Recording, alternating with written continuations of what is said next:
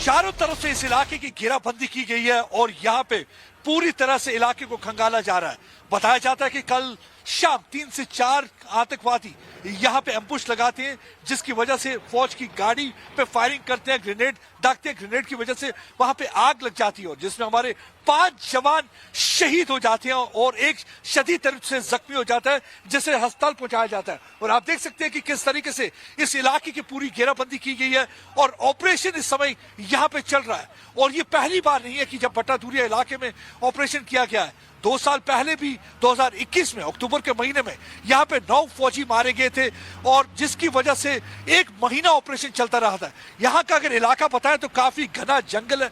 घने जंगल में कहीं भी आसानी से शख्स छिप सकता है। देखिए आपको मैं जंगल दिखाता हूँ, ये जंगल काफी घना है। फायरिंग करने के बाद ये आतंकवादी जो है वहां से निकल के भाग चुके हैं और आप देख सकते हैं कि जगह जगह पर नाके लगाए गए हैं और सड़कों को बंद कर दिया गया है क्योंकि ऑपरेशन पूरी तरह से जारी है। आप देखिए किस तरीके से अटैक किया जाता है। जैसे कि अपने नॉर्थ ईस्ट में देखा होगा, नॉर्थ ईस्ट में भी किसी भी खाली सड़क पर अगर कोई फौज की गाड़ी या पैरामिलिट्री फोर्स की गाड़ी चलती है, उसको घात लगा के उस पर हमला किया जाता है। और बिल्कुल उसी तरह से यहाँ पे भी मॉडस ऑपरेंडी अडॉप्ट की गई, उसी तरीके से घात लगा के हमला किया गया, जिसमें 5 हमारे जो जवान हैं शहीद हो चुके हैं। और देखिए जो अब मैं आपको हथियारों के बारे में बताता हूं, जो बुलेट्स वहां से मिली हैं, एक तो 7.62 mm स्टील कोर कार्ट्रिज मिला हुआ है, यानी कि वो आसानी से स्टील प्लेट के अंदर भी घुस सकता है कि वो वैसा कार्ट्रिज है। और दूसरा जो कार्ट्रिज मिले हैं उसका जो वहां पे स्टैंप लगी है उसमें लिखा हुआ है 71, यानी कि चाइना में बना हुआ है वो कार्ट्रिज मिले हैं। आतंकवादियों के पास लगता है काफी असला और बारूद है। अभी ये कहा नहीं जा सकता क्या ये group line of control cross करके आया है या ये ग्रुप पहले से यहाँ सक्रिय था या कश्मीर से आके यहाँ पे अटैक किया गया, कि कोई कह नहीं सकता। लेकिन हाँ, अभी तक जो सुरक्षा बलों से हमें पता चला है, लगता है ये जैश मोहम्मद का कोई ग्रुप है जिसने हमला किया है। देखिए लगातार पूरी कोशिश हो रही है आतंकवादियों की कि यहाँ पे हालत खराब किया जाए, खास करके रजौरी और पुंछ के इलाके में, इस सरहदी इलाके में हालत खराब करने की पूरी कोशिश है। और प्रदीप हमारे सहयोगी ज्यादा जानकारी के साथ जुड़ गए हैं। प्रदीप, ये बहुत दुखद घटना और एक बार फिर से उरी वाले कांड को दोहराने की कोशिश की गई है, लेकिन सवाल यह है कि अब इस पूरे मामले में इन्वेस्टिगेट किस तरह से किया जाएगा, क्योंकि आज एनआईए की जो टीम है वो वहां पर पहुंचेगी और तमाम सबूतों को जुटाएगी, लेकिन इन आतंकियों का पक्का इलाज होना जरूरी है। किस तरह से कार्रवाई होगी?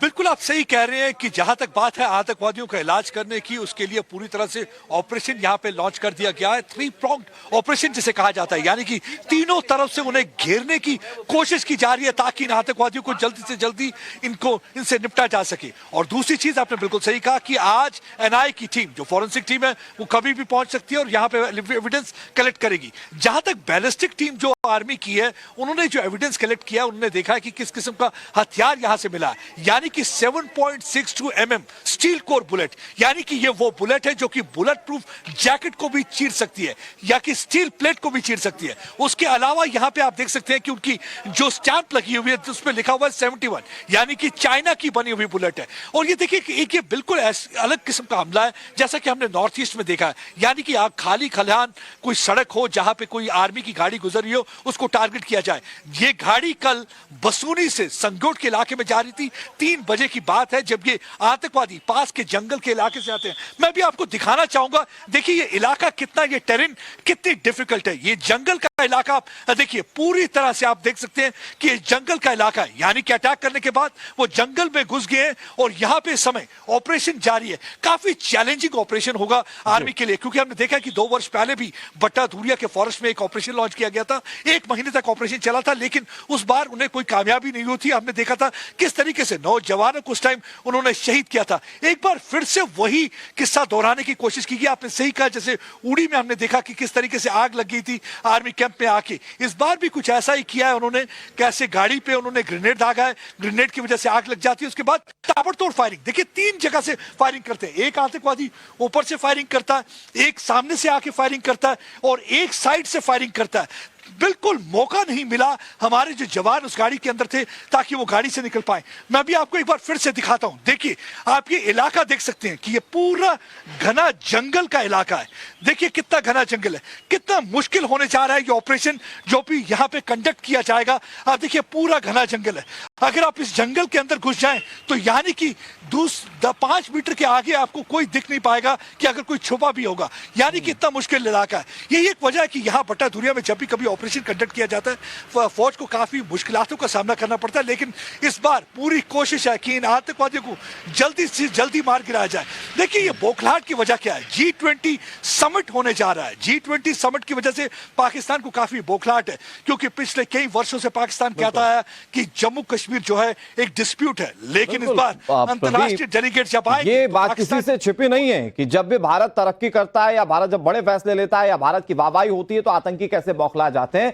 बहरहाल इस पूरे मामले में आतंकियों के खिलाफ कार्रवाई हो, देश यही मांग कर रहा। बहुत शुक्रिया प्रदीप। लेकिन अब आपको बताने की कोशिश करते हैं कि जिस PAFF ने आतंकी हमले की जिम्मेदारी ली, दरअसल वो मॉड्यूल है क्या, उसे समझिए कि ये PAFF है क्या। दरअसल जैश ए मोहम्मद का समर्थित आतंकी संगठन है और ये कब से एक्शन में आए उसे भी समझने की कोशिश कीजिए। आर्टिकल 370 हटने के बाद से इसका नाम पहली बार आया था, ये काफी ज्यादा चर्चित था। मारे गए कमांडर जाकिर मूसा से ये प्रेरित संगठन, यानी कि किसी आतंकी से प्रेरित संगठन है ये, और उसके बाद आज ये अपनी आतंकी गतिविधियों को अंजाम दे रहा है। PAFF अल कायदा का वफादार माना जाता है, उसका बहुत करीबी माना जाता है, और ये आप समझिए कि किस तरह से अब घाटी में पूरे शांति को बिगाड़ने की कोशिश करा। इन सबके बीच में इस पूरे घटनाक्रम को लेकर, इस पूरे हमले को लेकर कैसे पॉलिटिकल रिएक्शन सामने आ रहे हैं वो जरा सुनिए। आतंकवादियों को उनके इस गुनाह की भारी कीमत चुकानी पड़ेगी। जमीन के पाताल से भी निकालकर इन आतंकवादियों को मौत के घाट उतारेंगे। लगातार जम्मू कश्मीर में भारतीय सेना ने आतंकवादियों पर कड़ा प्रहार किया है। आतंकवादी संगठनों के सभी बड़े कमांडर्स को सेना ने जमींदोज कर दिया है। सभी आतंकी संगठनों के सरगनाहों को सेना ने चुन चुन कर मौत के घाट उतारा है। मुझ में हुआ ये अटैक, जिसमें कई लोगों की जान जाने के भी समाचार मिले हैं, बहुत खतरनाक घटना है और ये इंटेलिजेंस फेलियर सेंट्रल गवर्नमेंट की जिम्मेदारी है, इनको करना था। मैं याद दिलाना चाहता हूँ वो दिन जब इन्होंने कहा था कि धारा 370 में परिवर्तन के बाद आतंकवाद का खात्मा हो जाएगा। वो दिख नहीं रहा है, तो जो बोलते हैं होता नहीं। 23 और 24 मई को श्रीनगर में G20 का टूरिज्म मीट होनी है। कुछ दिन पहले अपने होम मिनिस्टर कश्मीर गए थे और उन्होंने कहा था कि किसी प्रकार का कोई सिक्योरिटी में ढील नहीं होनी चाहिए। इनफैक्ट इसको स्टेफन अप किया जाए ताकि पाकिस्तान को किसी प्रकार से कोई मौका ना मिले हिंदुस्तान को एम्बेरस करने के लिए। इस समय इस माफी के हमले हो सकते हैं और पाकिस्तान की पूरी कोशिश होगी कि इंटरनेशनल हेडलाइंस को हिट करे, ये दर्शाने के लिए कि वहाँ पे एक किस्म से शांति जो है उस माफी की बहाल नहीं हुई जैसे हिंदुस्तान क्लेम कर रहा है।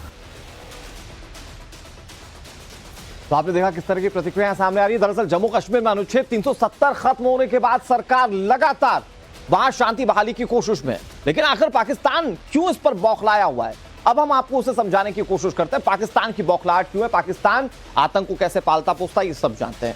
दरअसल घाटी में मई में G20 सम्मेलन होने वाला है और यह G20 सम्मेलन भारत के लिए एक बड़ी उपलब्धि।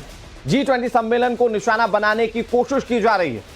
सोशल मीडिया पर PAFF का पोस्ट वायरल हो रहा है और यह वायरल पोस्ट बताता है कि बौखलाहट कैसी है इस G20 सम्मेलन को लेकर। इस पोस्ट में G20 को निशाना बनाने की धमकी दे दी गई थी और उसके बाद क्या हमले को अंजाम दिया गया वो आपने देखा। पाकिस्तान POK अधिकारी G20 से निराश हैं।